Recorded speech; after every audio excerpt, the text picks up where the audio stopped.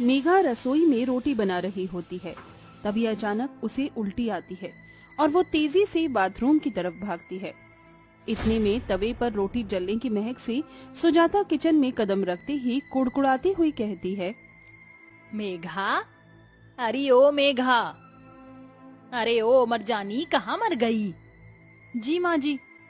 क्यों री कामचोर, ये तवे पर रोटी जलता छोड़कर कहाँ चली गई थी? अरे गैस क्या मुफ्त का आ रहा है जो बेफजूल खर्च कर रही है?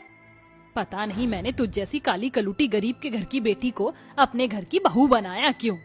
अपनी सास की जली कटी बातें सुनकर बेचारी बहू की आंखों में आंसू भर जाते हैं और मेघा वहीं चक्कर खाकर बेहोश हो जाती है। ये देख अनिकेत मेघा को कमरे में ले जाता है और डॉक्टर घर आते हैं।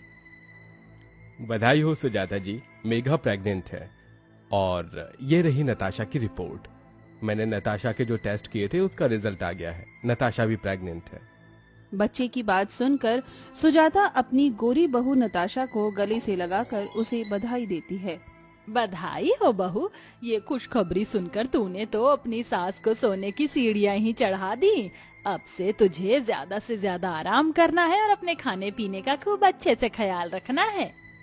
जहाँ एक तरफ सुजाता अपनी गोरी बहू के गर्भवती होने पर उसकी नजर उतारती है और आस पड़ोस में मिठाइयाँ बांटती है, वहीं अपनी काली बहू के लिए बिल्कुल भी खुश नहीं होती, जिस पर मेघा मन ही मन दुखी होकर कहती है, नताशा के साथ मेरा भी ये पहला बच्चा है, मगर माँ जी मेरे होने वाले बच्चे से बिल्कुल भी खुश नहीं हुई।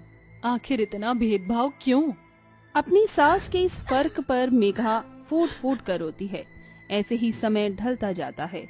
जहाँ नताशा सारा दिन एसी की ठंडक में अपने कमरे में बैठी रहती, वहीं गर्भवती मेघा भरी गर्मी में पसीने से भीगकर खाना बनाती।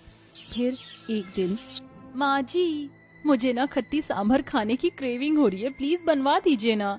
अरे तो इसमें इतना हिचकने की क्या बात है? ऐसी हालत में मन कच्चा रहता है और खट्टी चीजें खाने का ही मन करता है। तू रुक। मेघा, अरे ओ मेघा, जरा यहाँ तो आ। जी माँ जी। क्यों री कमबख्त, पैरों में मेहंदी लगा रखी है क्या? इतना धीरे क्यों चल रही है? वो सासू माँ ने कहा है ऐसे हालात में धीरे कदम रखनी चाहिए। तेरी माँ क्या कहती है और क्या नहीं, इससे मुझे कोई मतलब नहीं। मेरी नताशा बहू को सांबर खाने का मन कर रहा है, जाकर बना। माँ जी, मुझे थोड़े पैसे दे दीजिए ना, मुझे बेसन का हलवा खाने का बड़ा मन कर रहा है। हा, तेरे मायके वालों ने क्या मुझे मनी ऑर्डर भेजा है जो तुझ निखट्टू निगोड़ी पर खर्च करती रहूं?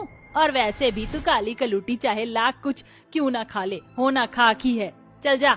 सुजाता की फर्क भरी सोच के कारण लाचार मेघा मन मार कर रह जाती है।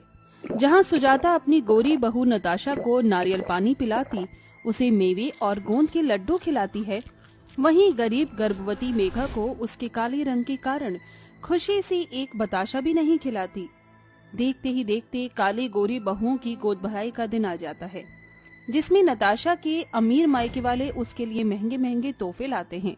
वहीं सुजाता मेघा के मायके वालों को आने से भी मना कर देती है और नताशा की गोद भराई के लिए महंगा सा लहंगा सिलवाती है और सोने के गहने देती है। नताशा बहू, ये ले तेरी गोद भराई का लहंगा और ये गहने। ओह, हाउ स्वीट ऑफ यू सासू माँ। सासू माँ, आपने मुझे गोद भराई में पहनने के कपड़े नहीं दिए। मैंने